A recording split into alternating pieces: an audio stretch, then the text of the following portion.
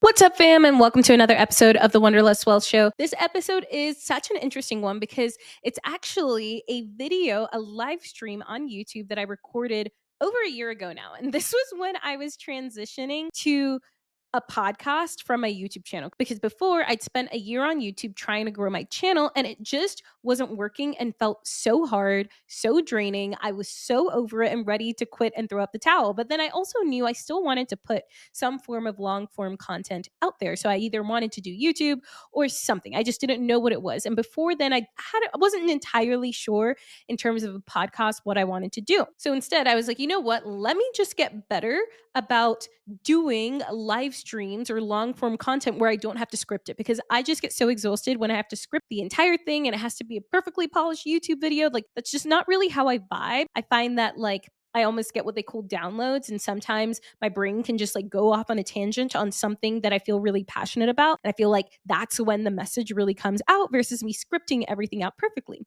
which is why I started a podcast. But this, I literally only did one live YouTube stream because I was like, I don't know if this is quite the vibe.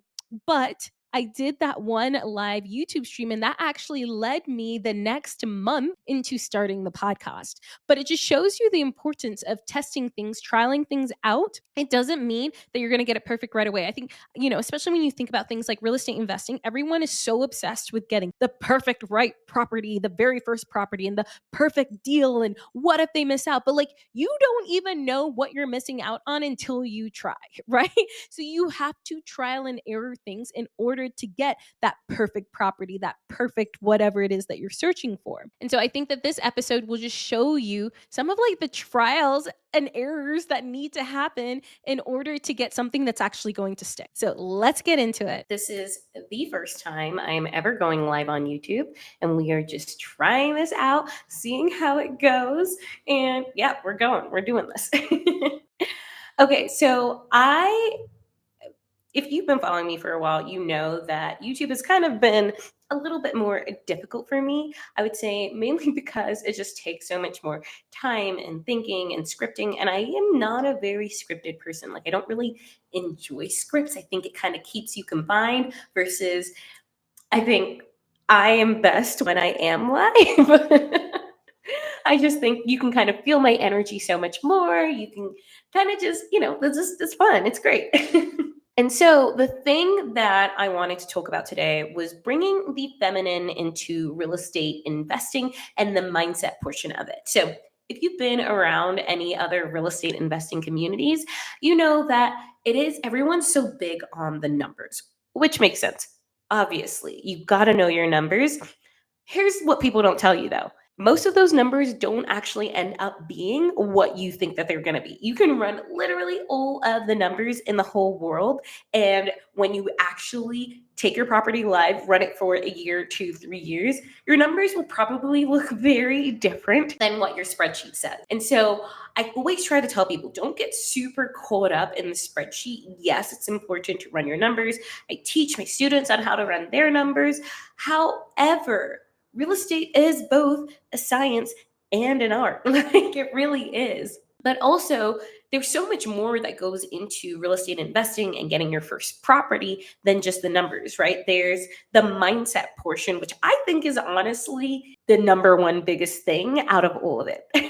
If you go back and look at my journal, the year that I wanted to buy my first property, there was so much mindset work that was happening. I'd read the book, Everything is Figure Outable, for the first time and kind of really started delving into the personal development side of things. And if you meet a lot of real estate investors, you realize a lot of them also do a bunch of things around mindset and manifestation and things like that. But people just don't really talk about it because it's not what gets you the views and, the clicks on Instagram and on YouTube or all of that. So I have decided that I'm just going to break that stereotype and bring that forth to anyone who is looking to get started investing in real estate. And so when I think about, I get this question from so many people. They're like, how do you always get what you want? And let me tell you, I do not always get what I want, but I do believe that everyone has the power to get what they want, what they truly deeply want inside. We all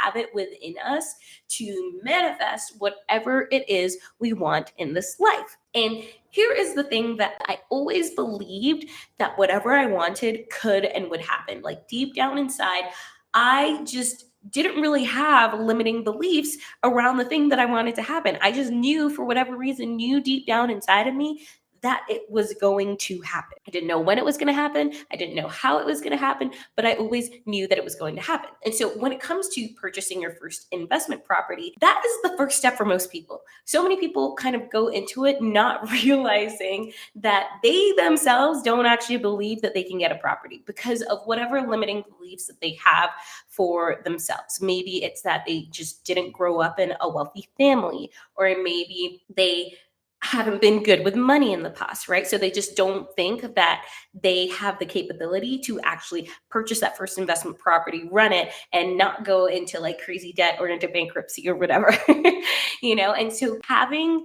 the ability to believe in yourself, to be able to actually do it, is step number one. And it's so funny because even when I'm talking with my coaching students, hey girl, if you've been dreaming about building generational wealth and living life on your own terms, this one's for you. Now, 5 years ago, I was right where you are, okay? Burnt out, working a corporate engineering job, grinding with no real freedom in sight. Then I bought my first investment property, learned how to live for free, and started making money in my sleep. That one decision changed absolutely everything. I stopped relying on my 9 to 5 and eventually walked away from it for good. And trust me, I don't regret it. Now I'm on a mission to help other people do the same, which is exactly why I created Wanderlust Wealth Academy, a transformational program and community where I teach you how to buy your first or next investment property and live for free in 2025. Now, this community is for 3 kinds of people, okay? If you are stuck in a job that you don't love, secretly dreaming of more freedom, more travel, and more passive income, and you know you don't want to be climbing the corporate ladder for the next 10, 20, 30 years, this is for you. Or maybe you're a digital nomad or a travel girly who just wants to build wealth and create stability without giving up your freedom. Or maybe you're a business owner or high earning corporate baddie who just sees the market volatility and knows that it's time to diversify your income. If any of those sound like you and have a minimum of $10,000 that you can put towards a property, then go ahead and apply for the Wanderlust Wealth Academy. Now, this is going to be a completely free call to see if you're a good fit for us and also for us to see if we're a good fit for you. You can go ahead and apply at oliviatati.com/apply WWA. That's oliviatati.com/apply WWA. Or you can just go ahead and click the link in the show notes. Now, spots are limited. We only take a few new folks a month. So make sure to apply now before there are no spots left, and they go pretty quick. Because my girl, freedom is so much closer than you think. We do a task at the very beginning where it's like, what do you actually want? And then what are the beliefs that you have that say that you're not actually going to get it? And what people don't realize is that they just have those small beliefs inside of them that are telling them it's not going to work out. So for example, something that could have kept me back many years ago when I was first getting my first property, I was in $25,000 worth of credit card debt. So there was literally no one and that should have been telling me that, oh yeah, I can pay off my credit card debt and get my first property. Like there was no real, tangible evidence showing me that I could do this. But I believed in myself and me that was something that I could do. And I didn't stop. I was relentless, right? Like I didn't stop until I actually did it. Now, the problem with society sometimes is everyone tells you, you got to be realistic. But what the heck even is being realistic? Like really at its core, what is being realistic? Because miracles, right? Quote unquote, miracles happen every single day.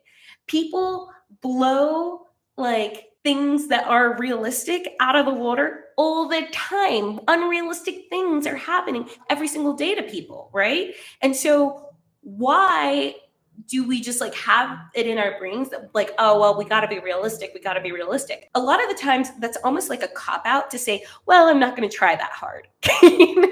Like I'm not actually going to put in the effort and the energy to try hard enough to actually make that happen. Like that's kind of that you got to be realistic, But if it's something that you really want and you want to do, realism just isn't even out of the question. And sure, yes, there's a healthy dose of being realistic, but also not. Like, when I think about some of the stuff that I did, I was freaking crazy. Like, had this, I tell people all the time, it's like having this undeniable confidence that something's going to happen is so key to success and so key to making something happen. Does it necessarily happen within the timeline that you expect? Sometimes, no, it doesn't. And, I would even argue that a lot of the time it's because really in your brain, you've kind of decided that it's going to take a little bit longer, right? I talk about a lot of this stuff because I've really kind of started to dive deep into manifestation and understanding why things happen and how things happen. And I keep seeing it pop up, not just like around people in the manifestation niche, but like in people who are real estate investors, right? Like when I look at the actions that they're taking, the things they're putting on their vision boards. I just went to the STR Wealth Conference, and Mike Trogren, he's a big person in the boutique hotel industry and STRs, was talking so much about mindset and visualization. And so I think it's just such a disservice when you're especially working with beginners and newbies to not work on that piece, to not work on the mindset portion and the believing in yourself and the visualization and knowing that something is going to happen. The goal there is just to not let those doubts and fears enter into your mind, like about the housing market, for example, or about interest rates, because as we have seen, plenty of people over the last year, I bought properties over the last year, even at 7.85% interest rates, and they cash flow, right? Deals are out there. Where there's a will, there's a way. Like that's kind of where that comes from. It's really where there's a will, there's a way. It doesn't matter what the market is doing. It doesn't matter what's happening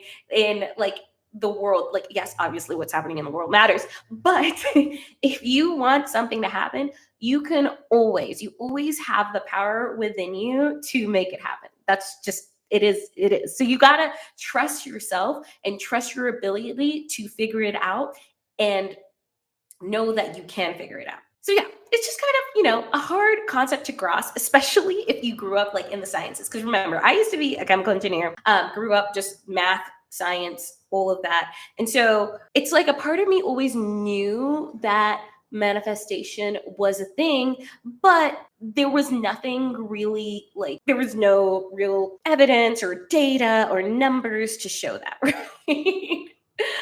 But the thing is like I started looking into things more, and the whole concept of manifestation parallels so much with quantum physics, which I thought was super interesting. So now I kind of want to go and read some quantum physics. But yes, that's what I mean in terms of bringing in the feminine into real estate investing.